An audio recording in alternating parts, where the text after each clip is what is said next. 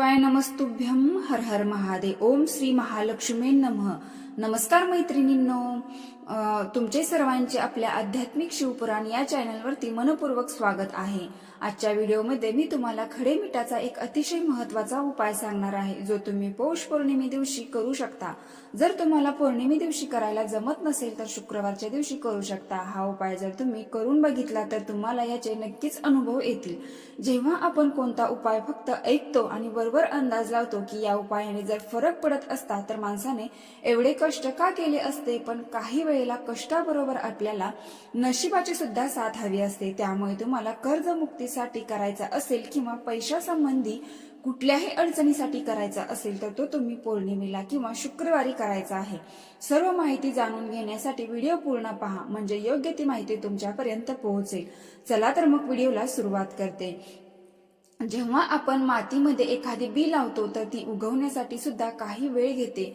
त्याचप्रमाणे जेव्हा आपण काही उपाय करतो तर ते उपाय फलित होण्यासाठी सुद्धा काही अवधी आपल्याला द्यावा लागतो. तर अशाच पद्धतीने जेव्हा तुम्ही कोणत्याही प्रकारचे उपाय करून बघता तर त्याची लगेच अपेक्षा न करता त्यासाठी थोडा वेळ द्या. तुम्हाला भगवान भोलेनाथाच्या आशीर्वादाने नक्कीच फायदा होईल. तुम्हाला ज्या काही संकट दुःख आहे त्यातून भगवान भोलेनाथ नक्की बाहेर काढतील. तुम्ही केलेल्या उपायाचे तुम्हाला नक्कीच चांगल्या प्रकारे भोलेनाथ फळ मिळवून शकतील. उपाय करण्यासाठी आपल्याला जाड मीठ अर्थात खडे मीठ लागणार आहे. साधारण 20 ते 30 रुपयाचे जाड मीठ तुम्ही आणू शकता. तुमच्या घरातच असेल तर तुम्ही ते वापरलं तरी सुद्धा चालेल. त्याचबरोबर मीठ ठेवण्यासाठी तुम्हाला एखादं ताट सुद्धा लागणार आहे, जे तुम्हाला स्टीलचं अजिबात वापरायचं नाही. एक तर तुम्ही तांब्याचं, पितळेचं असल्यास चांदीचं किंवा मग एखादं मातीचे ताट घेतलं तरी सुद्धा चालेल. आणि हे जे जाड मीठ आहे ते तुम्हाला सुरुवातीला थोडंसं बारीक करून घ्यायचं आहे. ताटामध्ये अगदी प्लेन होईल अशा पद्धतीने तुम्हाला ताटामध्ये पसरवून ठेवायचं आहे. आणि सगळ्यात महत्वाचा प्रश्न आता हा येईल की हा उपाय नक्की कोणत्या वेळीत करायचा आहे. सकाळी करायचा, दुपारी की संध्याकाळी. जर पौर्णिमेच्या दिवशी तुम्ही हा उपाय करणार असाल किंवा शुक्रवारची करणार असाल तर चंद्र उगवण्याची जी काही वेळ असते त्यावेळेस तुम्हाला हा उपाय करायचा आहे. सुरुवातीला तुम्हाला काय करायचं, नेहमीप्रमाणे तुम्ही संध्याकाळी देवाजवळ दिवा लावता. संध्याकाळी देवाची जी काही पूजा करत असता ती करून घ्यायची. त्यानंतर तुम्हाला काय करायचं आहे, हे जे खडे मीठ आपण ताटामध्ये पसरवून ठेवलेले आहे त्याच्यावर तुम्हाला तुमच्या बोटाने तुमच्यावर किती कर्ज आहे त्या कर्जाची रक्कम लिहायची आहे.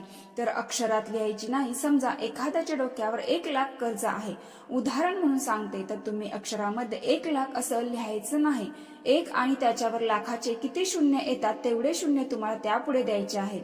अशा पद्धतीने तुमची कर्जाची जी काही रक्कम असेल किंवा तुम्ही कोणाकडून उधार पैसे घेतले असतील किंवा तुम्ही जरी इच्छा असेल की मला एवढे एवढे पैसे मिळावे. बरेच जण अशी अपेक्षा ठेवतात की मला कुठून ना कुठून तरी धनलाभ व्हावा किंवा मग मी सध्या खूप अडचणीत आहे तर मला पैशाची काही ना काही मदत व्हावी. तर त्यानुसार तुमची जी काही इच्छा असेल किंवा तुम्हाला किती कर्ज भरायचं आहे ती रक्कम असेल तर तुम्हाला तुमच्या बोटाने, त्या उजव्या हाताच्या कोणत्याही बोटाने, शक्यतो अंगठ्याच्या ज्याच्या बोटाने लिहिलं तरी सुद्धा चालेल किंवा मधल्या बोटाचा वापर केला तरी सुद्धा चालेल.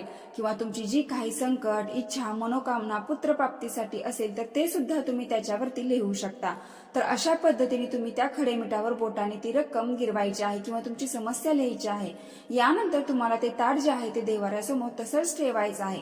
लक्षात ठेवा, हे जे ताट आहे याच्यामध्ये जे काही खडे मीठ आपण पसरवून ठेवतो त्याच्यावर जी काही रक्कम किंवा जो काही अंक तुम्ही लिहिता तो पुसता कामा नाही किंवा मग पुन्हा मीठ एकत्र होता कामा नाही. म्हणजे जी काही रक्कम लिहितात आहे ती तशीच राहिली पाहिजे. अशा पद्धतीने तुम्हाला जे ताट तुमच्या देवाऱ्यासमोर ठेवायचे आहे. दुसऱ्या दिवशी म्हणजे तुम्ही जर पौर्णिमेच्या दिवशी रात्री हा उपाय केला असेल तर पौर्णिमेच्या दुसऱ्या दिवशी किंवा शुक्रवारी जर हा उपाय तुम्ही केला असेल तर शनिवारच्या दिवशी सकाळी उठल्यानंतर तुम्ही सर्वात प्रथम तुमची अंघोळ झाल्यानंतर देवाची पूजा करायची आहे.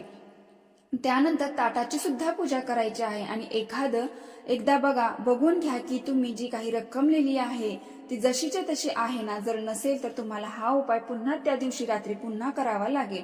लक्षात असू द्या, भले त्या दिवशी पौर्णिमा होऊन गेलेली असेल किंवा शुक्रवार होऊन गेलेला असेल तर पण त्या दिवशी रात्रीच तुम्हाला हा फिरून उपाय करायचा आहे. त्यामुळे काळजी अशी घ्यायची की जो तो अंक तो आहे, काही नंबर लिहिला तर तो पुसता कामा नाही. तर अशाच पद्धतीने म्हणजे उपाय केल्यानंतर दुसऱ्या दिवशी सुद्धा तुम्हाला देवाची पूजा करायची आहे. तुम्ही जे काही ताट त्यामध्ये मिठावर जो काही अंक लिहिलेला आहे त्याची सुद्धा तुम्हाला पूजा करून घ्यायची. अतिशय साधी सोपी पूजा आहे. एखादं फूल व्हायचं, हळदी कुंकू व्हायचं, धूप दीपांनी ओवाळून घ्यायचं, त्यानंतर नमस्कार करायचा, भगवान भोलेनाथाला मनापासून प्रार्थना करायची.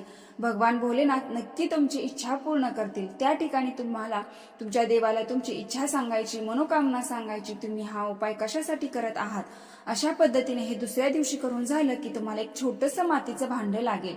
मातीचं छोटंसं एक मडकं घेतलं तरी सुद्धा चालेल, ज्यामध्ये हे सर्व मीठ बसलं पाहिजे. हे जे मीठ आहे ते तुम्हाला त्या मडक्यामध्ये, मातीच्या भांड्यामध्ये ओतायचं आहे आणि ते झाकून ठेवायचं आहे. आणि हे मडकं झाकून ठेवल्यानंतर तुम्ही तुमच्या घराच्या एखाद्या कोपऱ्यामध्ये ठेवून किंवा मग जिथे कोणीही त्या ठिकाणी जाऊ शकणार नाही अशा ठिकाणी ठेवून देऊ शकता. जर तुमच्या देवारापाशी जागा असेल तर अतिउत्तम, तिथे एका कोपऱ्याला हे मीठ भरून ठेवून झाकून ठेवलं तरी सुद्धा चालेल.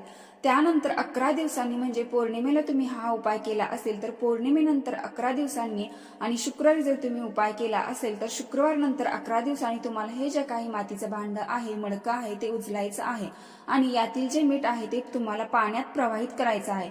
तर जेव्हा तुम्ही पाण्यामध्ये हे मीठ प्रवाहित करता तर तेव्हा सुद्धा तुम्हाला प्रार्थना करायची आहे की पाण्यामध्ये ओतलेल्या मिठाबरोबर तुमच्या डोक्यावरचे जे काही कर्ज आहे, संकट आहे ते सुद्धा वाहून जाऊ दे, किंवा तुम्ही जर काही धनाची अपेक्षा ठेवली असेल तर ती रक्कम सुद्धा मला मिळू दे.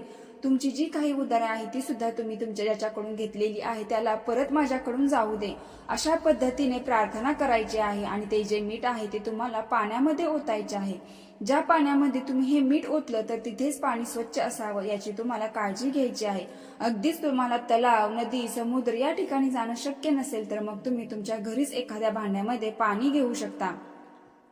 तुमच्या घरामध्ये गुलाबजल किंवा गंगाजल यापैकी काही जरी असेल तर तुम्ही त्या पाण्यामध्ये थोडंसं ओतू शकता. पवित्र नदीचा किंवा गंगेचं स्मरण त्यावेळेस तुम्ही करू शकता आणि ते मीठ त्या पाण्यामध्ये ओतताना मी तुम्हाला सांगितलं त्या पद्धतीने प्रार्थना करू शकता.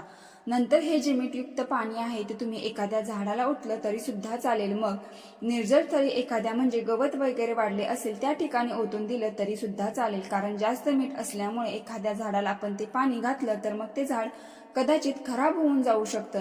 मिठाचे पाणी शक्यतो नारळाच्या झाडाला चालतं तर तुम्ही तिथे ओतलं तरी सुद्धा चालेल, पण ज्या झाडाला या मिठाच्या पाण्यामुळे काही धोका होईल किंवा हानी पोहोचेल अशा झाडांना ते पाणी ओतू नका. तर हा उपाय तुम्ही नक्की करा, तुम्हाला याचा अनुभव आल्याशिवाय राहणार नाही.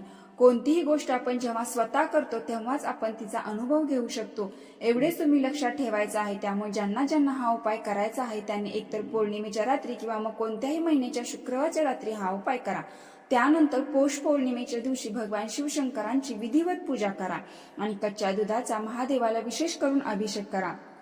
आध्यात्मिक पुराणात असे म्हटले जाते की हा उपाय केल्याने मानसिकता दूर होते आणि जीवनात आनंद येतो. तसेच पौष पौर्णिमेच्या दिवशी पिंपळाचे पान घेऊन ते रात्रभर गंगाजलात भिजत ठेवावे. यानंतर या पानावर लाल चंदन आणि कुंकाने श्री असे लिहिल्याने देवी लक्ष्मीचा विशेष आशीर्वाद आपल्यावरती कायम राहतो.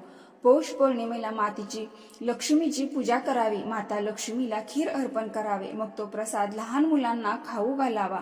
असे केल्याने देवी लक्ष्मी प्रसन्न होते. असे मानले जाते की यासोबतच घरात ऐश्वर्य आणि सुख समृद्धी येते. पौष पौर्णिमेला पिंपळाच्या झाडाला जल अर्पण करावे, त्यामुळे वैवाहिक जीवनात आनंद भरभरून येतो आणि नातेसंबंध सुखी राहते. तसेच असे मानले जाते की देवी लक्ष्मीचा जन्म पौर्णिमेच्या दिवशी झाला होता, म्हणून हा दिवस तिच्यासाठी खूप खास आहे. त्यामुळे देवी लक्ष्मीला प्रसन्न करण्याची आणि या दिवशीची संधी भक्तांनी सोडू नये, म्हणून या दिवशी बेलाच्या झाडाखाली प्रदोष काळामध्ये म्हणजे संध्याकाळी शुद्ध गाईच्या तुपाचा दिवा प्रज्वलित करावा आणि आपल्या मुख्य दरवाजाच्या उजव्या साईडला सुद्धा एक दीपक प्रज्वलित करावा आणि लक्ष्मी स्तोत्राचा एक पाठ करावा. असे केल्याने आर्थिक स्थिती सुधारते आणि प्रगतीचे मार्ग खुले होतात. तुपाचा दिवा पवित्रता आणि समृद्धीचे प्रतीक मानले जाते आणि लक्ष्मी स्तोत्राचे पठण केल्याने देवी लक्ष्मीचा आशीर्वाद प्राप्त होतो. आजच्या व्हिडिओमध्ये मी तुम्हाला जी काही माहिती दिली ती जर तुम्हाला उपयोगी वाटली असेल तर व्हिडिओला जास्तीत जास्त शेअर करा, म्हणजे ज्यांना ज्यांना या समस्या असतील त्यांना सुद्धा या उपायाचा फायदा होईल. व्हिडिओ तुम्हाला आवडले असेल तर व्हिडिओला लाईक करा आणि असेच छान छान व्हिडिओ पूर्ण माहिती पाहण्यासाठी आजच आध्यात्मिक शिवपुराण या चॅनलला नक्की सबस्क्राईब करा. हर हर महादेव. ओम नमः शिवाय. धन्यवाद.